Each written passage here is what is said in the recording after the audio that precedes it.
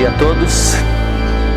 Continuando o estudo do livro Obreiros da Vida Eterna, capítulo 8, né? Estamos onde Padre Hipólito estava conversando, né, doutrinando, tentando organizar palavras ali para aquele grupo de espíritos que estavam ali no abismo, aquele lamaçal, enfim, né? Onde tinham figuras de verdugos e de sofredores. E ali ele estava tentando falar algumas coisas. André Luiz, ele fala assim, que se fosse um outro tipo de público, umas outras pessoas, as palavras do Padre Hipólito seriam vivas e convincentes. Mas só que para aquelas entidades que estavam ali, endurecidas, perversas,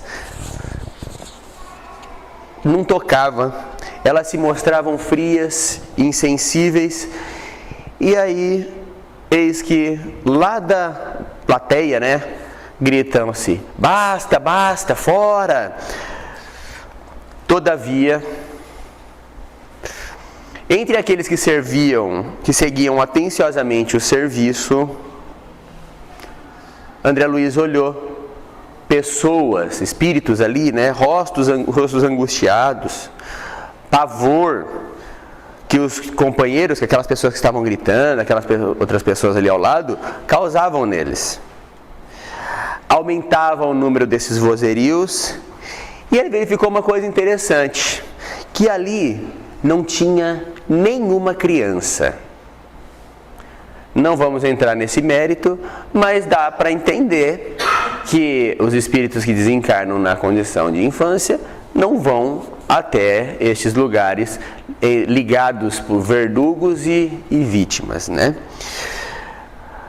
Apenas adultos, jovens, velhos de todos os aspectos. Notava-se que a dissertação, né, que a fala de Hipólito, fizera enorme bem a algumas pessoas. Alguns choravam, mas também tinha o xingamento, as reclamações, a gritaria também misturada.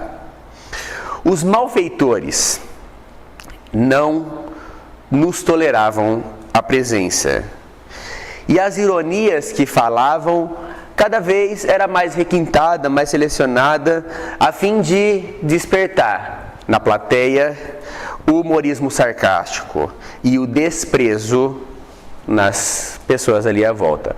Ou seja, cada hora eles inventavam um xingamento, uma palavra, sempre com um tom de brincadeira, uma gozação, uma zoeira, vamos dizer assim, de modo a tirar a concentração das pessoas, para que algumas pessoas rissem, para que inventando coisas mirabolantes, para tirar a atenção dos espíritos que estavam ali ouvindo, das palavras que Padre Hipólito tinha acabado de falar, que a gente ouviu aí nas palestras anteriores.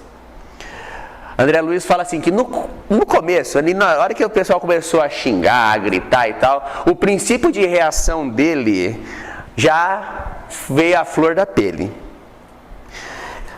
Não era melhor a gente organizar alguma coisa ali, fazer alguma estratégia para pegar esses criminosos? Não era melhor pular porque tinha o buraco ali, né? Não era melhor ali volitar, subir ali, pegar aqueles espíritos que estavam chorando, arrebatar aquelas criaturas ali, apartar daqueles verdugos do mal, aquelas vítimas indefesas, ele fala, né? A gente sabe voar, a gente sabe volitar, é facinho para a gente fazer isso daí. As noções de caridade, André Luiz fala assim, né? Que a noção de caridade aflorava o instinto de reação, mostrando que a reação não é um sentimento, é um instinto. Então, o que ele estava querendo? Ele estava querendo revidar o negócio. Ele não estava... A caridade dele era só uma desculpa para o instinto reativo, o instinto agressivo que ainda permeava, ainda brotava ainda do coração, né? Ali, perto da gente, ali, algumas dezenas de metros, talvez assim, ali no final do salão, um pouquinho, uns 10, 20 metros ali na frente, mulheres desfiguradas pela dor, velhos esqueléticos, enfim, um grupo parecido zumbi, morto-vivo, esqueléticos ali, suplicando, implorando a ajuda. E aquilo chamava e doía no coração de André Luiz. Aí ele fala assim, ó o que dá o que ele fala, né? O impulso de reação, né? Pensamentos de revolta cruzavam-se-me o cérebro. Então ele já começou a enraivecer. Ele estava no trabalho de ajuda, ele já começou a ficar com raiva na situação. Por que o padre Hipólito não responde à altura? Por que não punir? Por que não pegar e fazer um chicote de luz, né, e bater neles? Sei lá o que ele pensou, né? Por que não tinha aquelas armas que se defenderam lá na casa transitória Fabiana? Por que eles não colocavam aquilo naqueles espíritos? Aquela rede não imobilizava, não fazia com que as substâncias não chegassem até eles? Por que não jogava neles ali e eles conseguiam resolver o negócio? Né? André Luiz com um pensamento natural nosso, que muitos de nós, hoje em dia, nos nossos assuntos do dia a dia, queremos resolver o negócio desse jeito, né? Na guerra, né? Na força.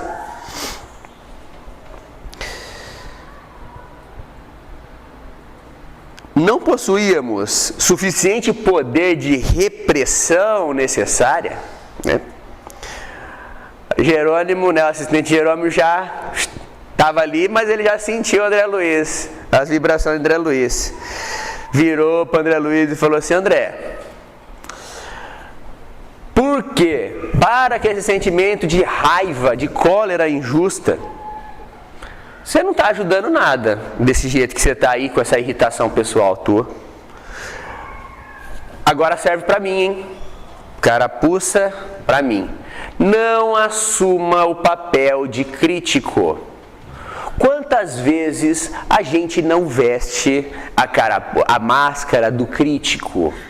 Por mais razão que a gente tenha, por mais certo que a gente tenha, quantas vezes a gente não se adota na posição do crítico, do juiz, sendo que a gente não está como juiz?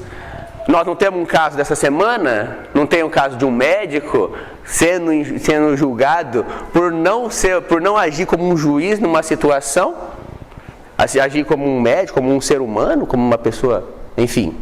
Então, a gente não deve, se a gente está na posição de trabalho, a gente não está na posição de juiz, a gente está na posição de trabalhador.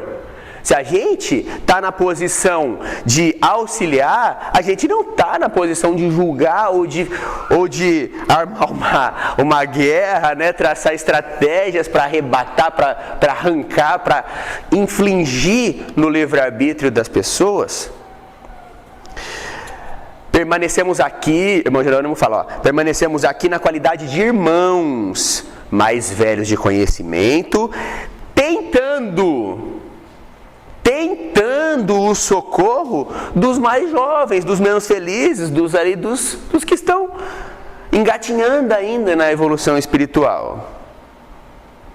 Calma, paciência.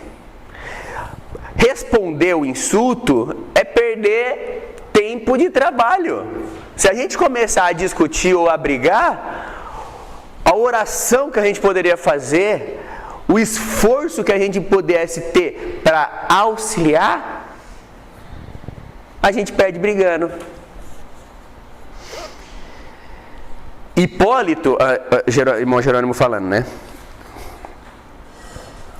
Hipólito não pode duelar verbalmente com essas pessoas, porque eles estão cegos também. Para que vai duelar? Para que vai articular alguma coisa nesse sentido, né? E também a irmã Zenóbia não ia aprovar isso, porque ela sabe que não funciona, né? E é uma violência para com a vontade daquele irmão, né? Modifica, agora ele já alerta com o André Luiz, modifica a sua emissão mental, para que não te falte a cooperação construtiva e guardemos a vós não para condenar, e sim para servir de forma cristã. Ali ele já reajustou o campo emotivo dele, já mudou a cabeça e falou: eita, tô fazendo besteira mesmo. Deus, por favor, retira esse homem velho de mim, retira esse julgador, esse crítico, esse juiz de todas as causas, e faça com que eu consiga olhar para o próximo para servir, para estar na minha posição de auxiliador. Na hora, só com essa invocação do plano superior, instantânea compreensão. Na hora, a compreensão, o entendimento veio a ele mudou o pensamento. Olha ali, olha aqueles espíritos que estão aqui. Ele mesmo já pensando consigo mesmo, em forma de gigante, em forma de lagarto, em forma de dinossauro, em forma de leão, em forma de... Perdeu toda a sua característica. Eu vou querer brigar com um espírito desse? Esse espírito merece a minha briga ou a minha pena, a minha piedade? E isso transforma a cabeça dele, né? Esses espíritos ainda não receberam a bênção da fé viva, da lei eterna, reconhecendo as próprias necessidades interiores pelas próprias incapacidades. Olha o que eles estão fazendo: blasfemam, riem de Jesus, desprezam a dádiva da oportunidade ali, né? Injuriam o mestre, esquecem o respeito, enfim, né? Quem sou eu, né? Quem éramos nós, realmente, para convertê-las inapropriadamente, se o Senhor tolerava todos esses julgamentos, todos esses xingamentos, sem ficar nervoso? Quem era xingado era Jesus, quem era xingado era Deus, e eles não estavam, eles deixavam o livre-arbítrio das pessoas fazerem, né? E ele conseguiu, dessa forma, transformar a sua pensamento, de modo que no final ele fala assim, ó: na verdade é que doía vê-los oprimindo míseras entidades que se ajoelhavam sob nossos olhos, implorando ajuda. Mas é fato, né, que razões que eu não conseguia perceber na hora existiriam, justificando essa ligação entre a vítima e o algoz, né? E entre quem dava chibatada e quem recebia, tinha alguma ligação, tinha alguma justificativa, porque ninguém sofre sem merecer. Razões que me escapavam do conhecimento. Tomado de súbita piedade, notei que a ironia dos maus se acerenaram. E observando talvez que não transpunhamos, né, não passava obstáculos em serviço de libertação, pintava-se agora a fisionomia de sofredores confessos. A mais pungente ansiedade. Eles estavam esperando para serem resgatados, né? Estavam esperando o auxílio. Uma senhorinha: santos mensageiros de Deus, nosso Pai, dignai-vos, retira-me do purgatório. Estamos torturados pelo fogo dos remorsos. Nota que eles não estão ali sem saber porque eles estão sofrendo. Pelos remorsos, pelos demônios que nos cercam. Piedade, salvai-nos. Nossas faltas, mal pagas na terra, uniram-nos aos espíritos perversos do abismo. Somos pecadores, necessitados dessa limpeza, mas não nos abandoneis à própria sorte, ela gritava. Ajudai-nos em nome de Jesus, percebendo que ela sabe que ela deve, que ela fez errado, que ela fez alguma coisa errada, até que o remorso corrói ela, enfim, né? Por quem, em nome de Jesus, a quem suplicamos graça de salvação. Errei muito, é verdade. Mas meu espírito arrependido implora proteção. Sei que não mereço descanso do paraíso, mas, emissários dos céus, por quem sois, concedei-me o recurso de resgatar as minhas dívidas. Estou pronta. Ou seja, ela já sabe, olha também outra coisa, ela sabe que ela vai ter que pagar, restaurar as suas Então, isso já denota um profundo autoconhecimento. Ela já deve ter entendido alguma hora a situação. Só que ainda assim ela estava lá porque estava ligada por alguma razão ainda àquele lugar que ela não conseguia sair. Mesmo sabendo de tudo isso daí. Estou pronta, procurarei aqueles que ofendi durante a minha vida na terra, a fim de humilhar, de pedir perdão. E aí, não me desampareis, não me desampareis. Outro espírito falava assim, ó, pelos méritos de São Geraldo de Mangela, libertai-nos daqui, salvai do torvelinho infernal, socorrei-nos por amor de Deus. E foi, cada fala uma, e todo mundo, de todas as religiões, ele percebia que tinha ali. E não faltava espírita, né? Tinha lá no meio também, né? Estávamos correspondido lá, né? Estávamos ali também, né? Temos que entender que não é conhecimento que faz a diferença, e sim as nossas atitudes. Olha o que a espírita fala, ó. Espíritos do bem, auxiliai-me.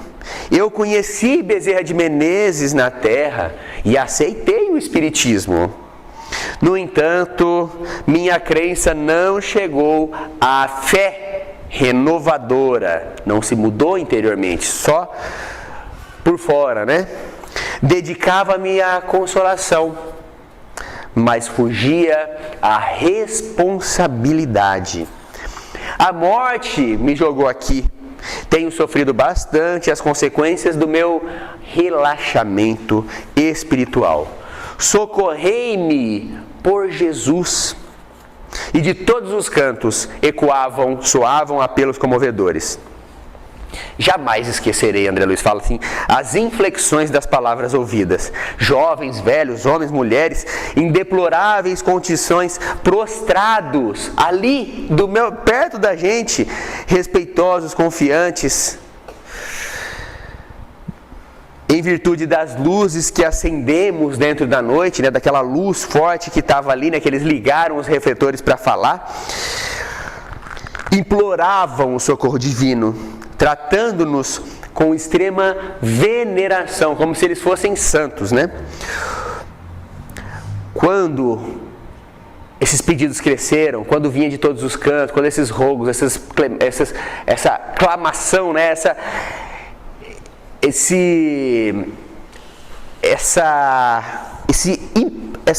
Quando essas pessoas imploravam de todos os cantos para serem restabelecidos, para serem trazidos para junto deles, os verdugos começaram a agir. Cordas, né? Laços, enfim, chicotes sinistros começaram a vergastar as pessoas, bater nas pessoas, e a maioria, quase que todos que estavam ali implorando de joelhos, voltaram para o fundo do escuridão, voltaram para trás, amedrontados. Saíram, mas a maioria dos pobres, mas alguns, porém, suportavam os golpes heroicamente, prosseguindo de joelhos ali perto, implorando ainda o restabelecimento, ansiosos pelo resgate. Mas vamos parar um pouquinho aqui. A dor em si não é uma sensação física, a dor de um chicote, por exemplo, porque eles estão todos desencarnados aqui, né? Como será que seria essa dor que eles sentiam através desses chicotes? Por que que eles fugiam amedrontados quando eram, entre aspas, espancados, né? Batiam neles, mesmo desencarnados? Porque a dor é um estado da mente, é um estado, não nesse caso aqui, né? Estou falando, não o físico em si. O estado desses espíritos é porque eles traziam muitas responsabilidades e eles estavam muito ligados a esses espíritos. E quando esses espíritos batiam, eles sabiam porque eles estavam apanhando. E essa batida neles, essa dor que eles sentiam é a dor moral de saber o porquê eles estavam sendo castigados. Estão vendo? Aí os verdugos falavam: seus benfeitores, eles são de gravata. Eles estão vindo aqui pegar vocês no meio da lama? Não estão, só fala a palavrinha bonita, mas ninguém vem resolver, parecem estátuas de pedra. Nenhum deles ousa atravessar essa barreira, que aí eles riam, debochavam. Seguiram-se gargalhadas tão escarnecedoras que olha o André Luiz fala, todo o meu sentimento de repulsa humana aflorou de súbito. E olha que eu já tinha acabado de levar o puxão de orelha do Jerônimo, hein? Mas aquele deboche que eles falavam ali, é como se tivesse batido na cara do André Luiz. Ele já ficou a flor da pele. Essa lição veio a calhar para mim, porque eu sou idêntico à figura de André Luiz nesse caso aqui, né? Qualquer coisa, eu aflora na minha pele o sentimento do querer revidar, né? O guerreiro das encarnações passadas, né? O lutador das encarnações passadas aflora aqui na minha mente na hora, né? A gente quer sempre revidar, retrucar, bater, né, e responder à altura ou com um argumento melhor. Onde que como que esses caras não reprimem? Por que não puni-los? Abeirava-me de pleno desequilíbrio mental. André Luiz fala de pleno desequilíbrio mental quando a irmã Zenóbia, temendo talvez a nossa reação ali, né? Ele estava pronto para pular lá e tentar fazer alguma coisa para resolver o negócio. Virou para todos nós ali, né, que estávamos aqui: calma. O trabalho eficiente precisa de calma. Ninguém está ali sem ter uma razão. Todos que estão ali têm uma justificativa, né? Ninguém sofre, ninguém tem dor sem ter um motivo de ter a dor. Já pensou se o Cristo, lá crucificado, descesse da cruz e começasse a esbofetear as pessoas ali, os seus verdugos, pegasse a cruz e jogasse na cara do pessoal, empurrasse as outras pessoas que estavam ali? O que seria dos ensinos que ele fez até então? Nós estamos aqui na tarefa consoladora e educativa. O serviço de punição dos culpados virá de mais alto. Virá de quem? De Deus? Não, virá da própria lei. A lei que Deus criou, a lei de ação e reação, né? de causa e efeito. A lei de causa e efeito vai se encarregar na próxima encarnação de unir quem a pessoa destrambelhou, quem a pessoa bateu, vem na condição de espíritos para ela desenvolver o amor e não bater mais. Enfim, então a lei está ali, a punição, entre aspas, vai vir de mais alto. A referência despertou-nos na hora, né? Para o caráter elevado daquele trabalho. As almas efetivamente superiores possuem o dom de projetar-nos o Espírito em zonas sagradas da vida, reintegrando-nos à corrente inspiracional das forças divinas que sustentam o universo. Encerramos a nossa parte aqui com essa frase, mostrando para nós, a exemplo de André Luiz, que todas as vezes que nós sentimos o desequilíbrio, estarmos à beira do colapso,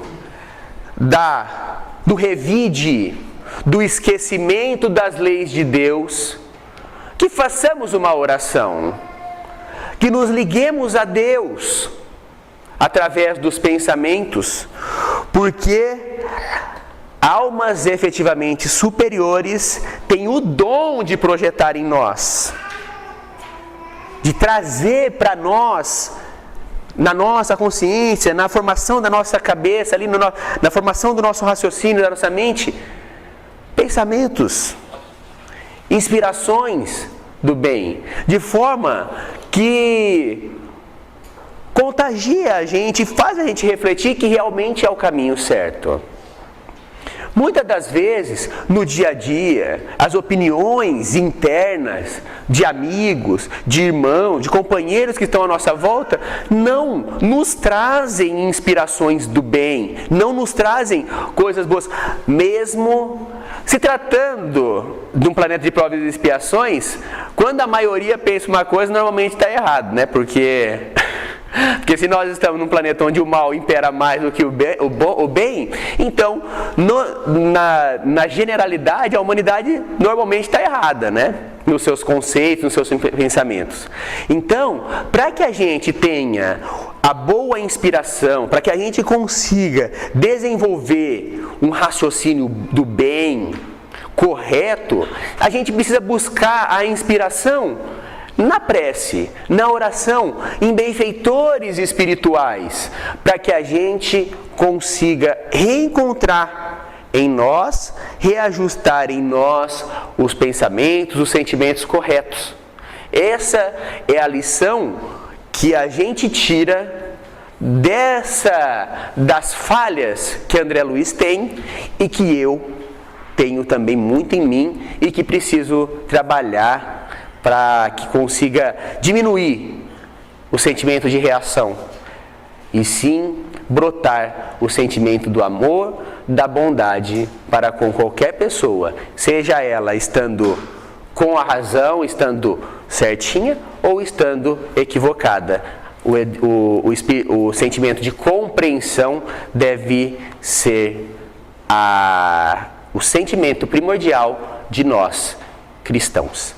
Muita paz a todos e que estejamos abençoados pela luz do nosso Mestre.